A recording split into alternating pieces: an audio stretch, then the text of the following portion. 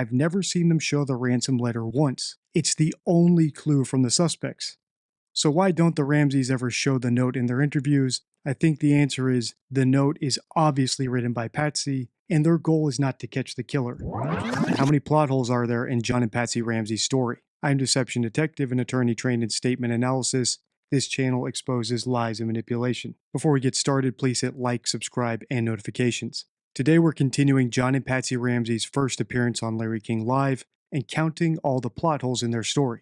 If you missed parts 1 and 2, don't worry, I'll link them at the end. I'll also highlight some comments from those videos where my subscribers caught even more contradictions. Without further ado, let's pick up where we left off, with Patsy calling her and John's version of events a story.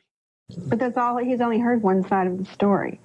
You know, it's my understanding that one of the local TV personalities has asked him, you know, why won't you listen to the other side of the story? I'm trying to think of why don't you call him and say, Governor, I'd like to sit down with you. We offered to meet with him Why doesn't he twice, call us? and he's ignored us both times. You've offered twice to meet Yes. with him. Because he was even critical of Barbara Walters last week. I'm sure you saw that. I didn't see his remarks, no, but I heard that. Well, living with this, Patsy, you know the truth. Well, you don't know who did it. I don't know. But you know the truth. You know you didn't. I did not. And you do know it. you didn't. That's the one thing we know with absolute certainty. It's a fact in this case, is that we did not kill our daughter. And there was someone in our home that night who did kill our daughter. I believe her. I don't think John or Patsy killed John Bonet, and I think the killer was in their house that night. The only thing I would add is that they know who the killer is, and they staged the crime scene to look like a kidnapping to protect him. If you've seen my other videos in my series, you already know who my top suspect is. If not, don't worry, they're about to mention him, and I'll explain my full theory the next time I pause. And there was someone in our home that night who did kill our daughter. And we're going to find that person. What are you doing to find them? We You had a ransom for a while, right? I mean, you had an offer. and we still do have a reward for information that's still standing at $100,000. We have active investigation that's been going on. Your own? Our own. Are you still in business? No. Retired or? Yes, not intentionally or not by choice, but it's both been difficult to work, and we've got a terrible cloud hanging over us. And How about funds? Getting low, very low. This has taken virtually all of our savings in legal expenses and expenses involved with the investigation. How's your boy done? How's he doing at school? Like, his kids kid him? kids It's do gonna not. be He's cool. got some wonderful friends. They kid him about things that boys kid each other about, but they don't kid about this. They protect him. Why does Burke need protection if no one's teasing him? Maybe John thinks Burke needs protection because he knows Burke did something wrong. If you've seen the other 11 videos in this series, you'll know that I think John and Patsy have been protecting Burke since Christmas 1996. Here's a clip from my video How to Spot a Half-Truth where I lay out my full theory. And on this channel, we've come to the theory that the most likely scenario, based on the parents' own words, based on the stuff coming from the horse's mouth, is that Burke likely killed his sister, whether it was by accident or in a fit of rage, and then the parents, in order to protect their remaining child, covered up the crime and staged a kidnapping. And some people might say, well, couldn't they just call the police? Or maybe they didn't want their son to have the stigma of murdering his sister. Or let's say they're extremely narcissistic and only care about themselves. Maybe they just didn't want the shame of being the parents who raised a little boy who killed his sister. So the exact thoughts they might have had, I know it might seem far-fetched, but it's far more credible than the Ramsey's version of events, which is riddled with plot holes, one of which is coming up next. See if you can spot it. They don't kid about this. They protect him. We'll be right back with more phone calls for the Ramseys on this edition of Larry King Live. Don't go away. They're with us again tomorrow night, too. Don't go away.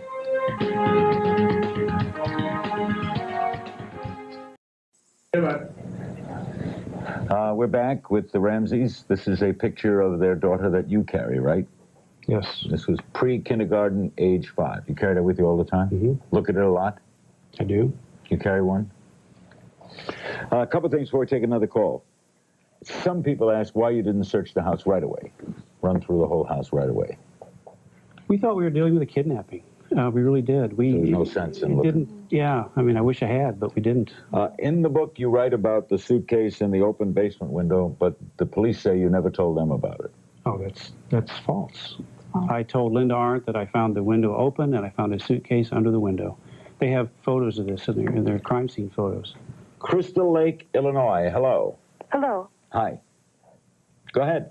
Oh, my question was, why didn't you check the whole house immediately instead of waiting till later when you were asked to check the house? I just answered that. They thought there was a kidnapping, right? Right. We thought we were dealing with a kidnapping. We had a ransom note. Her bed was empty. We just assumed that's what happened. This is the first inconsistency of this video, and it's a big one. If you're not familiar, I have 3 tiers of inconsistencies when I'm analyzing someone's story. The lowest tier is subjective, and that's really just an opinion, like when someone says, well, I wouldn't have done that if I were in their situation, so they must be lying. Frankly, it doesn't tell us much, but it's the one I see most often online. The middle tier is statistical inconsistency, and that's when someone's alleged actions don't line up with what people typically do in that situation according to research. It's not ironclad proof that they're lying, but at least it's objective. And then there's the gold standard, internal inconsistency. This is when a person's own words and actions contradict each other. So it's not a matter of if they're lying, it's just a matter of when. In this case, John said they didn't search the house because they genuinely believed that JonBenet had been kidnapped. But their other decisions contradict that, especially their decision to ignore all the threats in the ransom note. Here's how I put it in my video, The Power of Interviews. The Ramseys say they really believed they were dealing with a kidnapper. And in that note, the kidnapper said if they talk to anyone, even a dog on the street, they'll kill JonBenet. And what do the Ramseys do? Not only do they immediately call 911, they don't even mention the threat or ask the police to take precautions like using unmarked cars. They also invite all their friends over, and in other interviews we've analyzed, express zero regrets about doing any of that. Of course, I think the reason for this plot hole is that lying is hard. We just assumed that's what happened. The police right away were getting the lines ready to be, tapped so that when the call came that we would be ready. And Linda Arndt was going over with John, the procedure for all of that and what would happen next. So, The note said not to call 911, right? But you did anyway.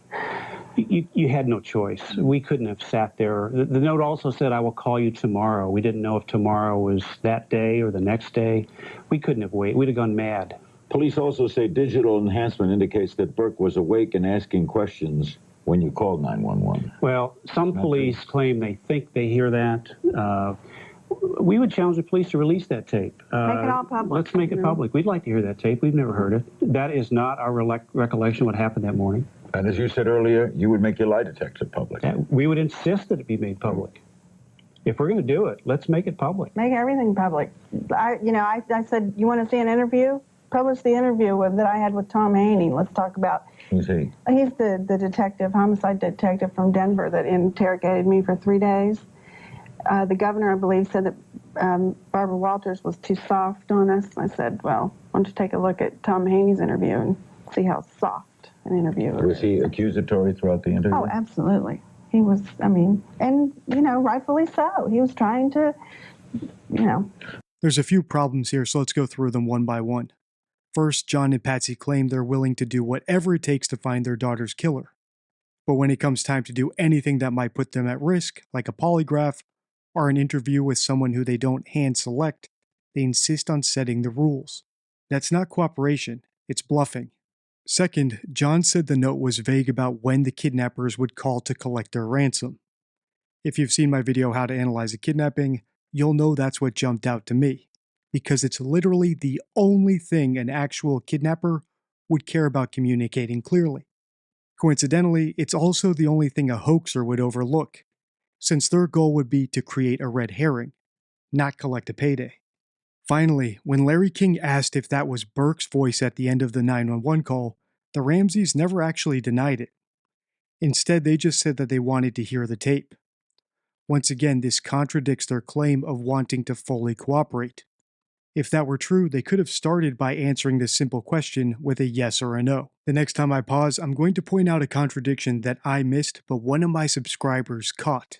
See if you can catch it. It's very subtle, and we've actually seen a glimpse of it already in this very video. Was trying to, Well, the police don't have a vested interest here, do they, John? I mean, they sincerely believe you did it.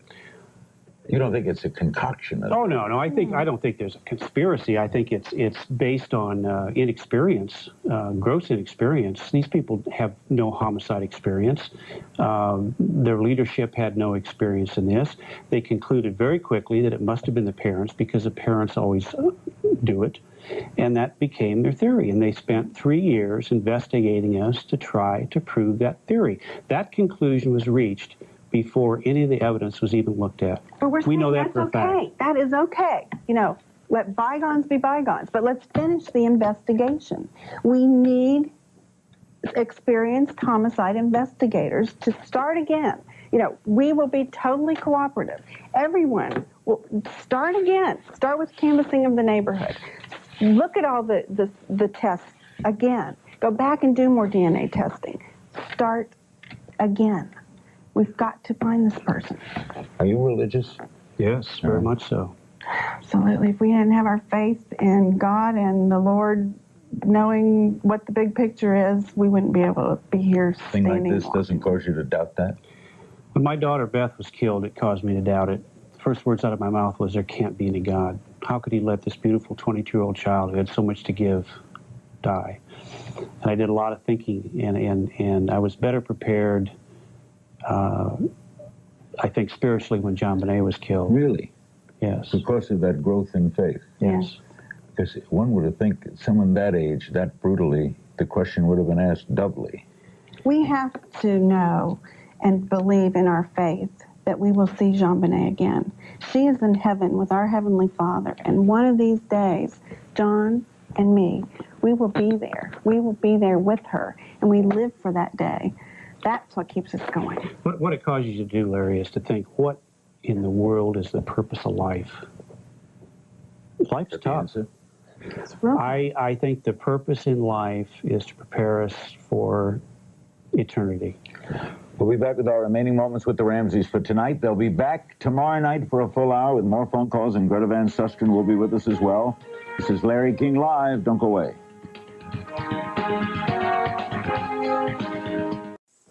I wanted to show you this picture again, which John carries with him. This was about a year and 2 months before she was murdered. John Bonet at age 5 in pre-kindergarten, right? If you're listening on podcast mode, Larry King just showed the camera a photo of John Bonet that the Ramseys had given him. So here's my question. What should they have given him instead to actually help catch the killer? Well, here's one answer from subscriber 13 Little Ducklings, where they commented, I noticed today that the Ramseys did not have a copy of the ransom letter to analyze. It's the only clue from the suspects. And it's an excellent point. I've analyzed multiple Ramseys interviews, and I've never seen them show the ransom letter once. And this omission is even more telling when you consider that right before John Bonet's murder, headline news was that the Unabomber Ted Kaczynski had been caught because they published his manifesto in the newspapers, and one of his relatives recognized his writing style. The Ramseys even had legendary FBI profiler John Douglas working for them, who used this exact tactic of publishing a murder's writing in the press to develop leads. So why don't the Ramseys ever show the note in their interviews, but instead show pictures of John Bonet? I think the answer is, the note is obviously written by Patsy, and their goal is not to catch the killer. It's to develop sympathy for themselves, so people leave them alone. Pre-kindergarten, right? Why did she do the pageants? She loved it.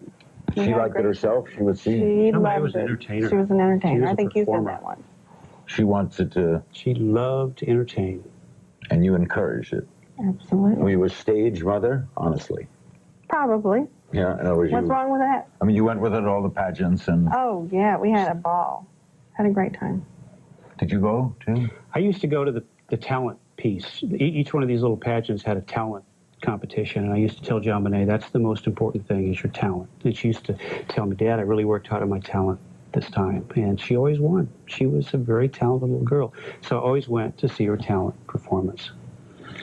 Do you often carry the sight in your mind of her the last time you saw her? I do, and it for a long time was burned in my mind, and it was a horrible memory. And I tried to replace it with how I knew John Bonet when she was alive, and that's why I carry her picture. That's why, and it's slowly fading, but it's still there. You are an internalizer, right? So that we don't see you weep on camera, and you don't. Grief is a private thing. I weep. I've wept a lot for both my children that have died. I still do from time to time, but it's private. You're more emotional? I'm emotional. At 2 o'clock in the morning, I wake up and I think of Jean Bonet, and I think that someone was in my home in the middle of the night. Why didn't I hear something? Who did this? How could this have happened in my home?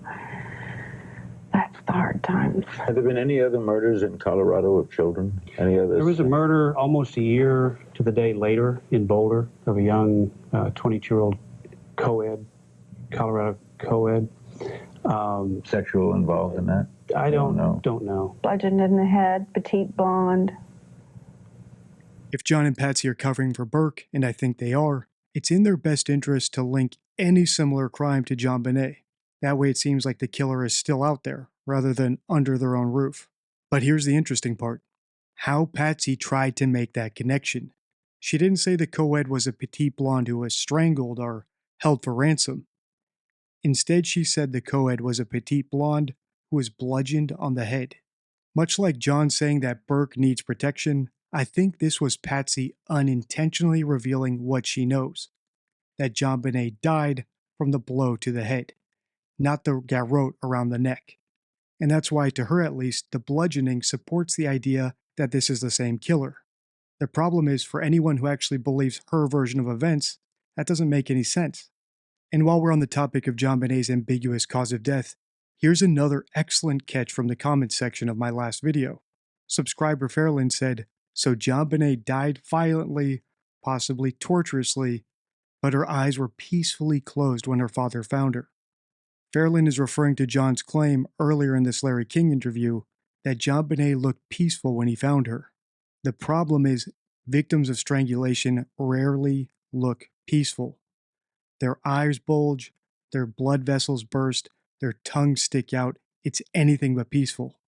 But if John Bonet was bludgeoned first and then garroted by her parents who were trying to cover up their son's crime, she might actually appear peaceful. Bludgeoned in the head, petite blonde.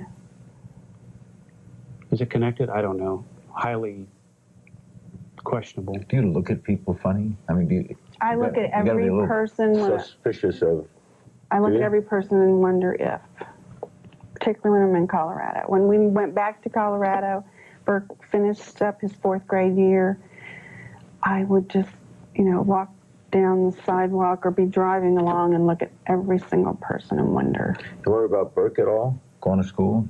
He went back to school, right? Yeah. To worry about him? But we had safety precautions. I would not let him go back to school in Colorado without safety precautions. So you had people We had a watching 911 system put in the school. We had professional security on staff on the premises, and we had parents who were watching around the clock. Another contradiction, and I think the Ramseys have so many of these because they answer questions like they're in a panic, focused only on giving the most innocent-sounding response to the question in the moment. And that's especially true of Patsy. For example, saying she's suspicious of everybody in Colorado sounds good in the moment because it reinforces her claim that the killer is still out there. The problem? She completely contradicts herself in the very next question by saying she lets random neighborhood parents watch Burke. Why are they suddenly exempt from suspicion?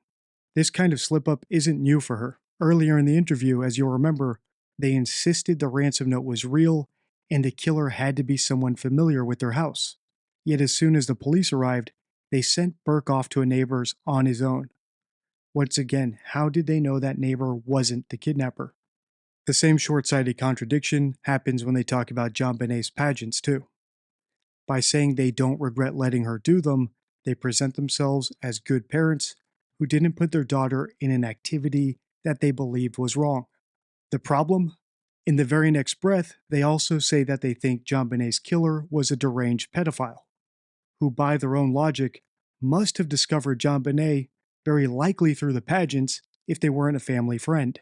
They should at least be second-guessing their decision to let JonBenet do pageants, the same way they should be second-guessing their decision to call 911 in spite of the ransom note's threats. When I hit play, it's John's turn to make a big slip-up. See if you can catch it. We had parents who were watching around the clock. By the way, you say you never saw the FBI that day. Did they eventually get involved? Were they No. Never got I don't there? think they were ever allowed to be involved, which was horribly frustrating. Kidnapping, aren't they the first ones? I would have. I wish I'd have called them first. Now look at the experts involved. They've been on this show: Dr. Henry Lee, Barry Scheck, the FBI Child Abduction Serial Killers Unit, labs of the FBI, CBI, Cellmark Diagnostics.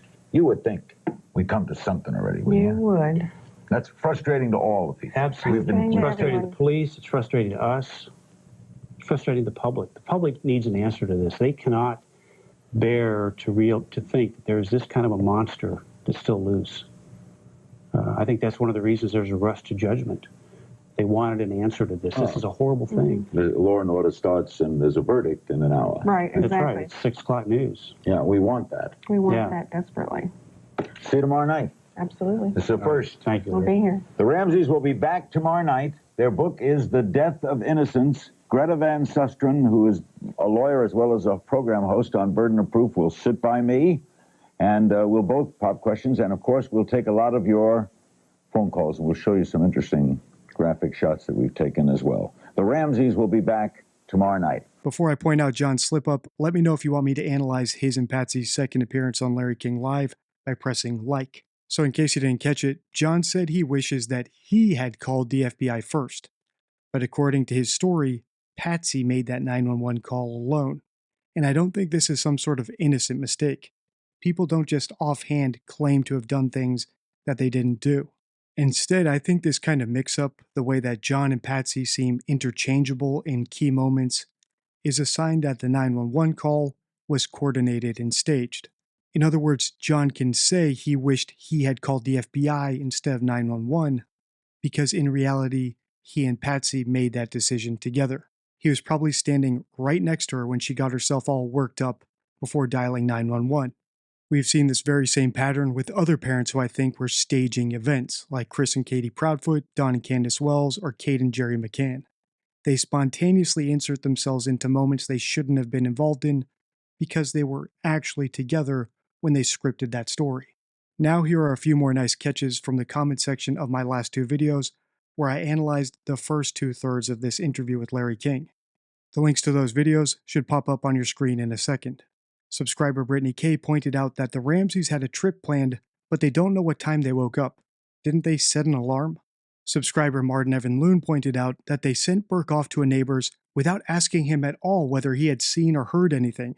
Shouldn't Patsy and John have at least been curious if he knew anything about the intruder? Subscriber Scorpio Unicorn pointed out that John said he saw JonBenet later that morning, but he also said he found her around 1 p.m. Until next time, stay true.